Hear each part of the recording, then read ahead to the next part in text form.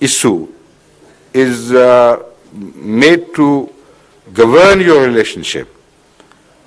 And if the common ground of agreement in certain areas is made the starting point for a joint service of mankind, that is the only way where you can religiously and human from the human point of view, make yourself a godly people who would serve their responsibilities to not only to God but to mankind.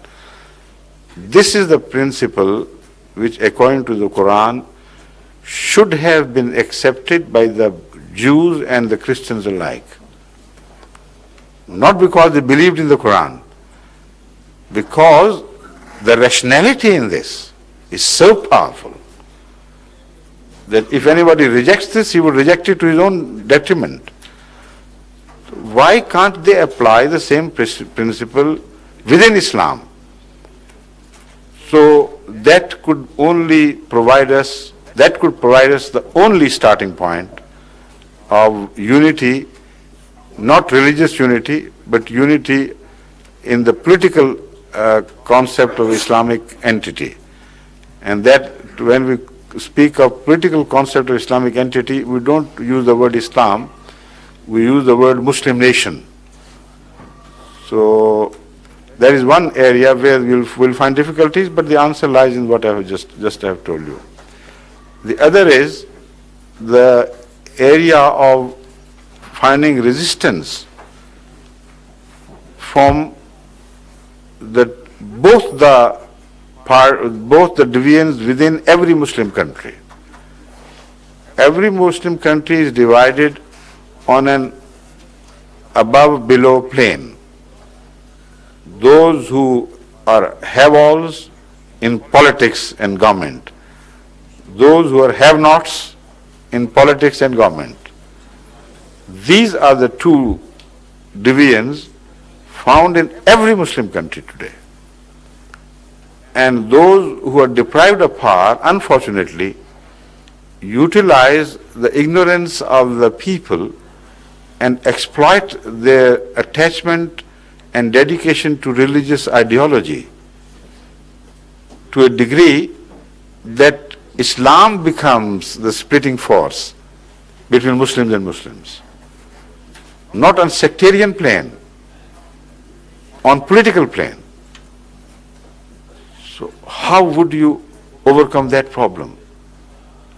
I have been trying to persuade the Algerian leadership in exile in France to use a more rational and logical approach than this extremist approach they are following. And it took me a better part of 4.5 hours or more to ultimately subdue their, what should I say, not hatred, but attitude of violence even towards me, that he dared to attempt such a thing. The tempers ran very high in the beginning, but gradually they began to see reason and they subdued and some became friendly and we all parted as human beings. But what I'm telling you is from my own experience. These people on the other, there's one section which belongs to the government, the other plane, lower plane, which belongs to the people who feel deprived of government.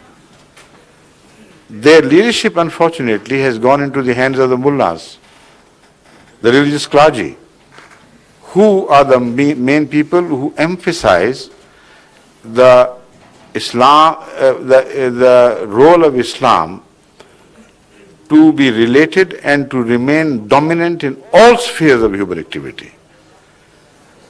And having established that principle that Islam is not just a religion, it is a way of life which comprises everything, in which humans can take interest.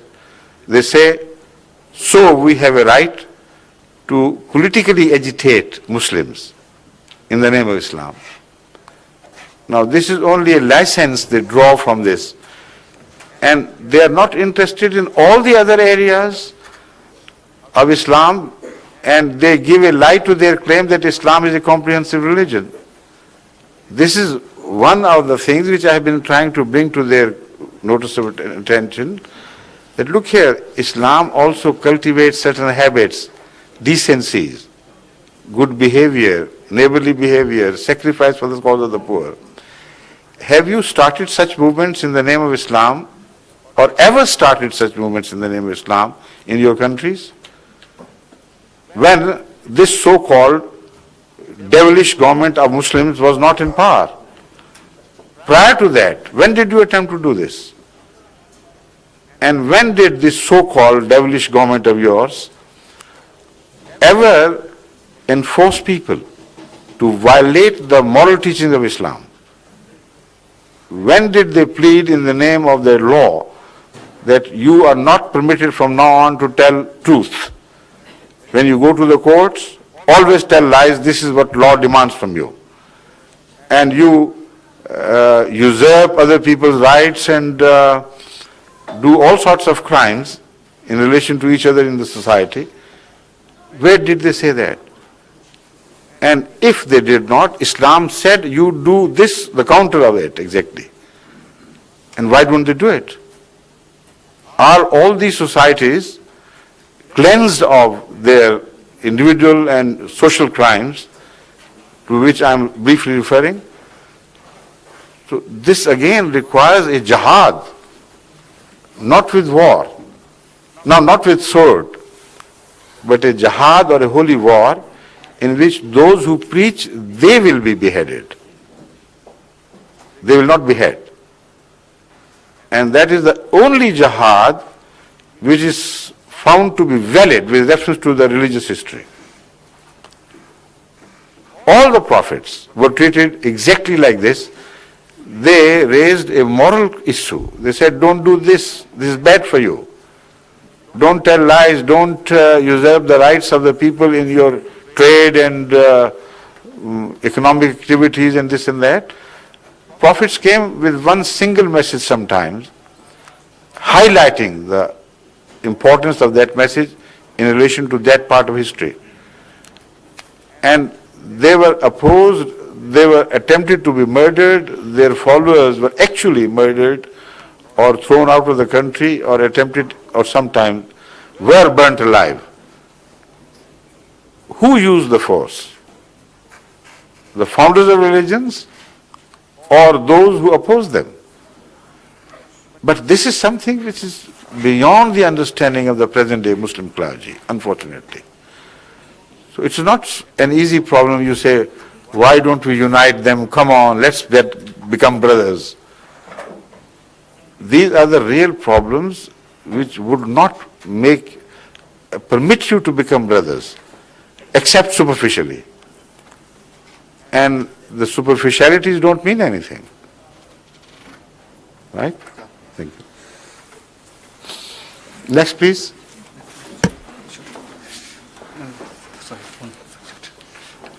In America, if somebody had come, you shouldn't have stopped him. Sorry, It's all right now, but remember, if a guest has already reached the pulpit or the microphone, nobody must send him back, please. أعوذ بالله من الشيطان الرجيم بسم الله الرحمن الرحيم. Assalamu alaikum wa Wa rahmatullahi alaikum wa barakatuh. My first question is that the often quoted hadith referring to Isa Mahdi with the same person is used as La Mahdi la Isa, there is no Mahdi but Isa. A question I'd like to ask is, sometimes the Holy Prophet, when they said, there is no young but Ali, or there is no sword but Zulfiqar. That's the first question like that. Now you see, that hadith is dealing with completely different subject. But if you apply the same style of expression to have the same meaning, even then it doesn't make any difference.